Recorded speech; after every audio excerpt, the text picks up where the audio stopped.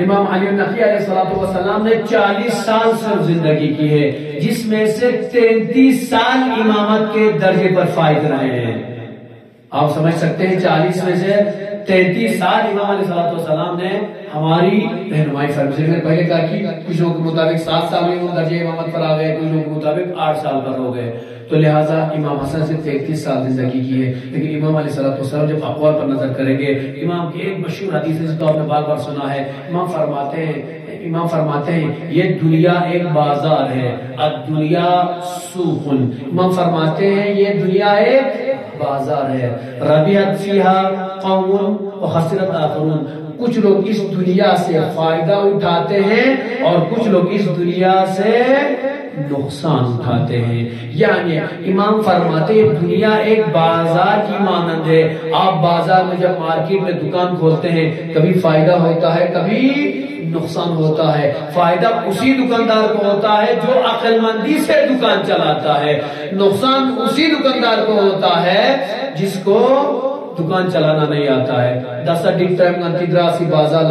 بہت سارے دکاندار ایسے ہیں ماشاءاللہ سے، صبح سے شام کے 7-8 بجے تک بھی ڈریس پہنے ہوئے، ونٹر والا ڈریس پہنے ہوئے دکان پر کھڑے رہتے ہیں، روزی روٹی کے لیے ہمیشہ تیار رہتے ہیں، خدا برکت دے دیتا ہے۔ اور بہت سارے دکاندار ایسے ملتے ہیں 10 بجے کا دکان بند بسنا تیری میچ لچچسین پھر دو قپانے میں یہ لوگ سیو جسین دیکھتا نظر سے مانا نقصان سوچے اس پر دکان میں کچھ پیپٹ مایوس۔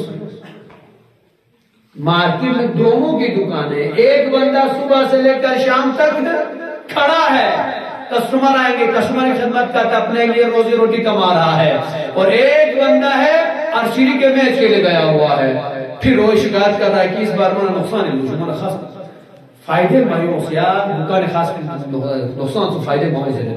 تو لہٰذا دونوں فرق ہے، ایک کو فائدہ ہو رہا ہے، ایک کو نقصان ہو رہا ہے۔ میرے مولا فرماتے ہیں یہ دنیا ہی ایسی ہے، جب اس دنیا سے فائدہ اٹھانا چاہتے ہو بہت فائدہ اٹھاؤ گے، لیکن اگر نقصان کی طرف جاؤ گے تو بہت تذرری کی طرف جاؤ گے۔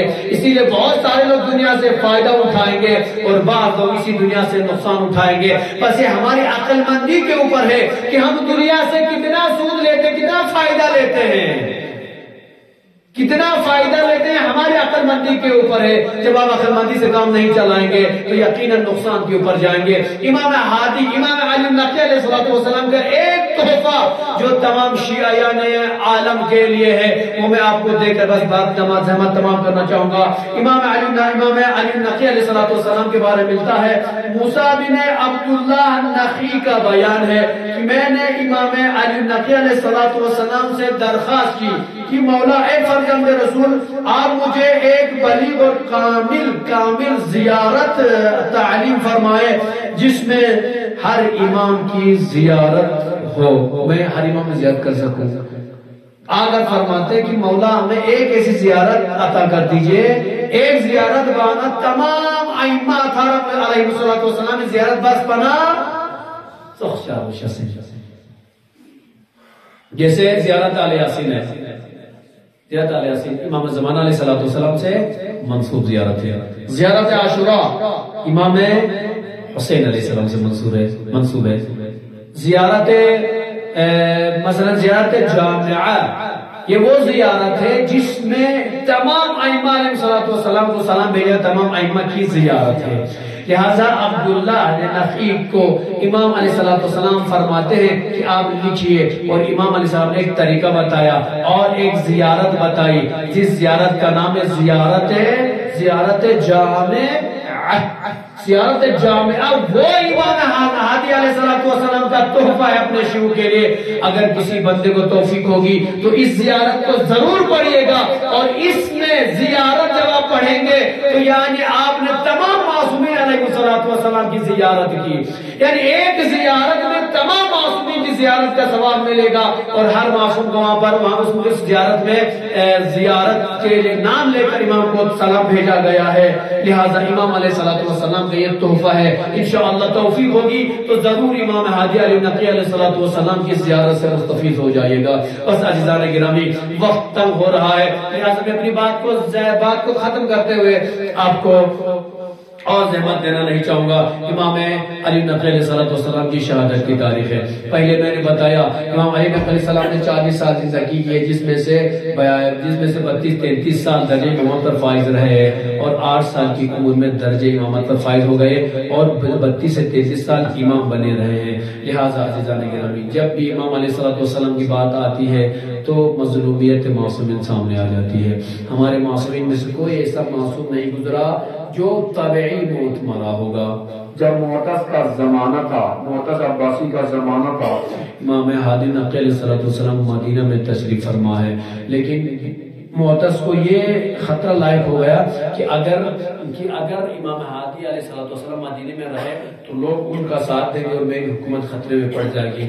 لہٰذا اس دشمن خدا نے امام ہادی علیہ السلام کو، امام علی نقی علیہ السلام کو مدینہ سے دعوت دے کر بلایا، اور بلانے کے بعد آتے ہی امام علیہ السلام کو سامرہ میں قید خانے میں ڈال دیا.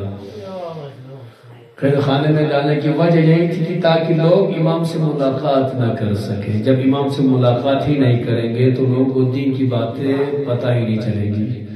اللہ اکبر. تاریخ گواہ ہے امام ہادی علیہ السلام کو اسی معتز کے زمانے میں اس طریقے سے نعمتیں دے کر قید خانے میں بند رکھا گیا. آخری وہ وقت بھی آیا جب امام علیہ السلام کو زہر دے کر شہید کر دیا گیا.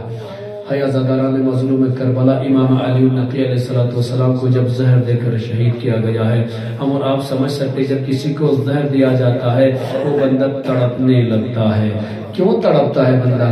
اسی لیے کہ جب زہر پورے بدن میں پھیل جاتی ہے بدن زد پڑ جاتا ہے اور بدن میں کوئی قوت نہیں رہتی ہے.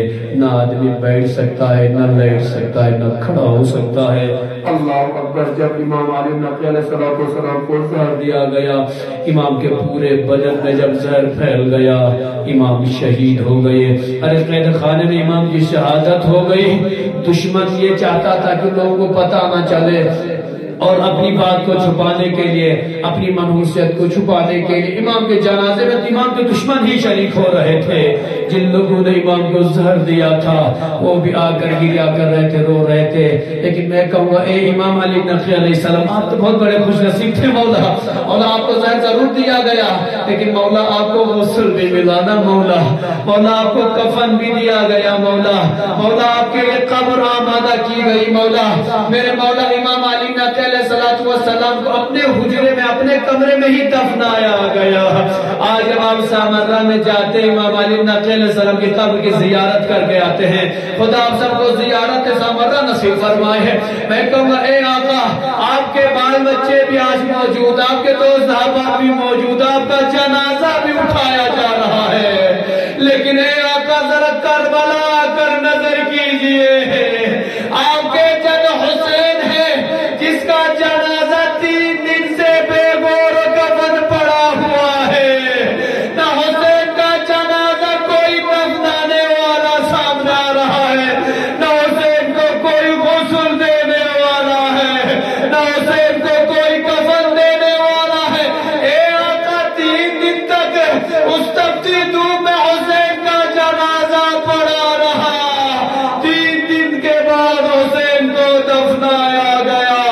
حسین کی بہن کی نظر حسین پر پڑتی ہے، کہتی ہے ماں جائے، ارے زینب کے زندہ رہنے سے کیا فائدہ؟ ایک بہن اپنے بھائی کو غسل و کفن نہ دے سکی، اپنے بھائی کو دفنا نہ سکی. اے بھیا مجھے معاف کر دیجئے، زینب مجبور ہے، زینب مجبور. لعنة الله على القوم الظالمين وسيعلم الذين ظلموا أي منقلب ينقلبون. رضا بقضائه وتسليم اليمين والله.